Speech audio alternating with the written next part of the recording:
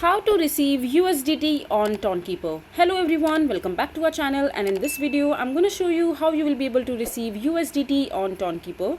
So the receiving process of USDT on your Tonkeeper wallet is quite simple. So all you have to do is just simply open your Tonkeeper wallet, and after that just simply log into your account using your credentials if you already have an account in Tonkeeper.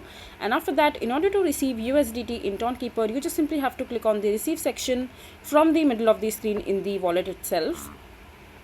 And over here you will be able to see your QR code and the Tonkeeper account address.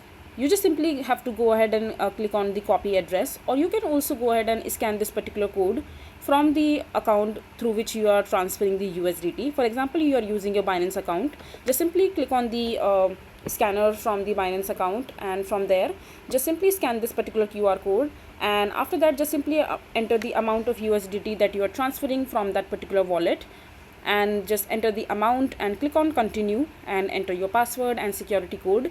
And yeah, just simply confirm your action while checking or rechecking all the details that you have mentioned, and you will be able to receive the USDT quite successfully. So yeah, this is basically how simple it is to receive USDT on Tonkeeper. I hope you find this video to be helpful.